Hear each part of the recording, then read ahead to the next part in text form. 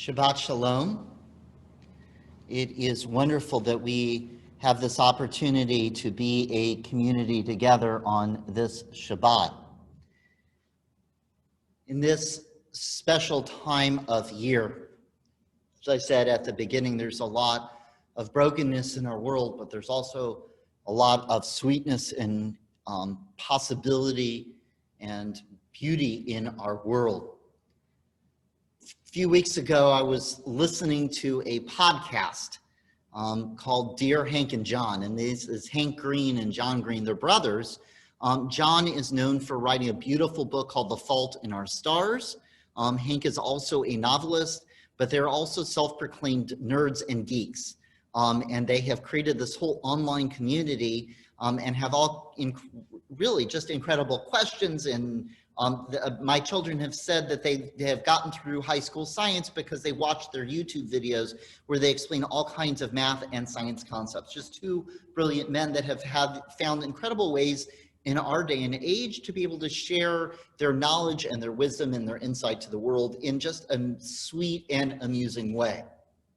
And so their show, Dear Hank and John, they get these questions. People will write questions down and send them in, and then they'll ask the questions, and then the two of them will have very almost Jewish discussions about how to answer these questions. And as I was listening to it, one of these questions, and I will freely admit, I think I was in Sam's Club as I heard this, and I think I said, "Oh wow," pretty loudly when I heard it. The question was asked, if other animals didn't already fly, would we still have invented airplanes? So in other words, if there were anything flying in the air, no bugs, no birds, no flying squirrels, nothing flying in the air, would we as humans ever conceived of the possibility that we should be flying through the sky? Because we know so much of our seeking hot air balloons and seeking flying wings and helicopters and is based upon seeing things travel through the air and saying, wait, can we as humans do that? So it's just this incredible question. It feels like if there's a tree that falls in the woods and there's no one there to hear it, or I had the experience here on our campus. I was standing on the campus, a tree fell, I heard it fall, but there was no one else with me to share in the experience to say, wait, did that tree fall? It's this crazy existential question that really can't be answered, but it's such a beautiful question. But almost immediately after they took on this question and started to discuss it, the other side of the question struck me, just captured me. Because the thought hit me, how amazing, how incredible humanity is. Because think about it. There are things that fly, insects and animals and the seeds off of trees. We see stuff flying through the air, and from ancient times, we said, wait, we want to do that. And generation after generation, trial and error, failures and successes built and built and built and built until we have what we have today.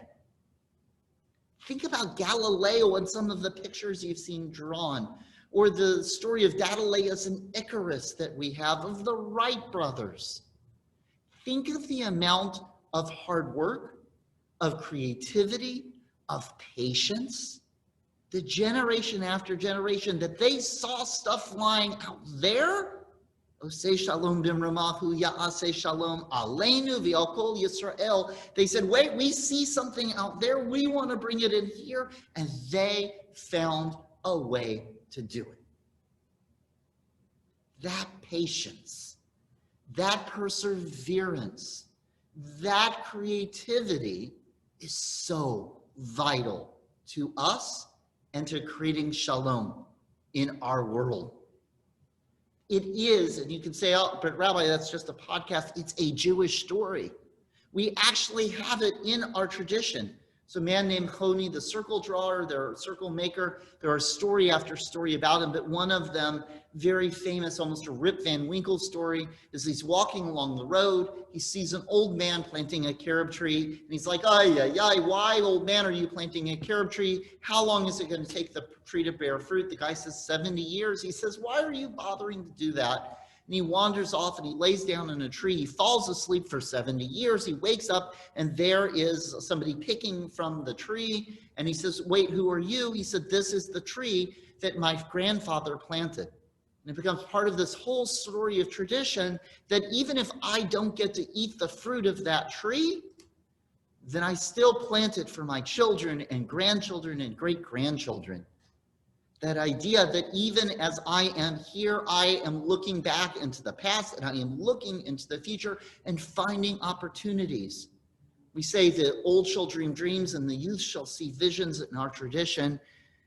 And as I think about that question that was asked to Hank and John, I think of all of those times, all of those moments where we have those ideas, where we have visions and dreams and ideas about solving problems or overcoming challenges that we have in our world.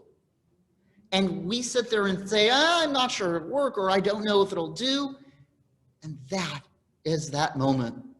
That is that moment that Honi the circle maker had when he asked the guy, and the guy says, I'm doing it. I don't care if I'm going to see the fruit.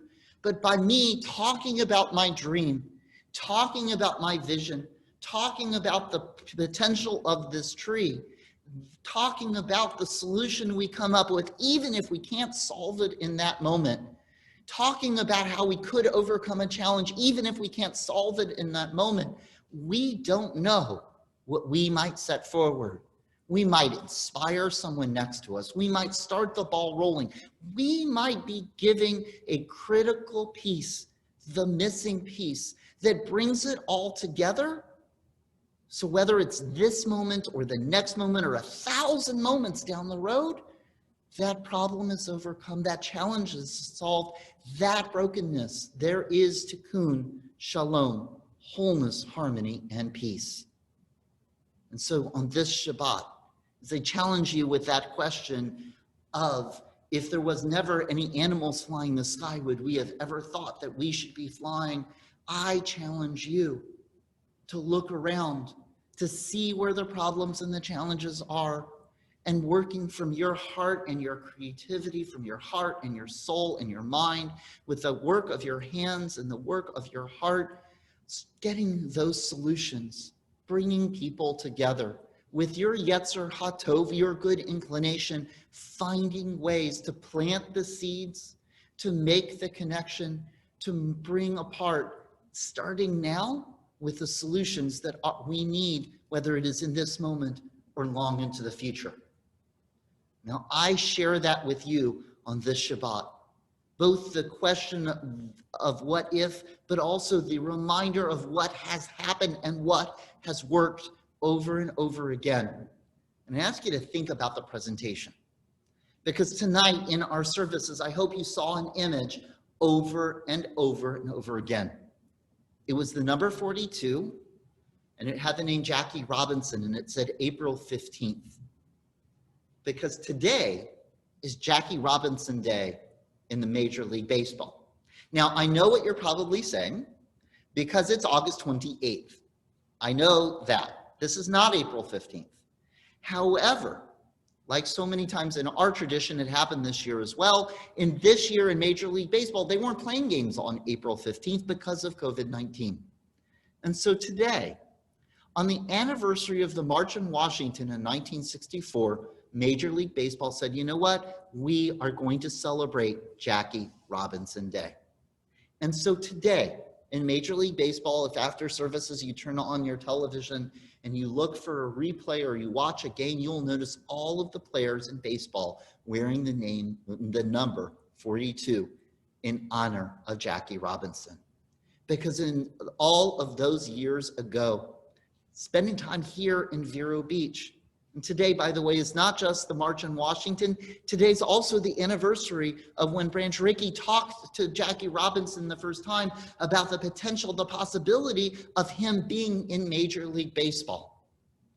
All of those years ago, whether it's the March in Washington or Jackie Robinson breaking the color line, seeds were planted.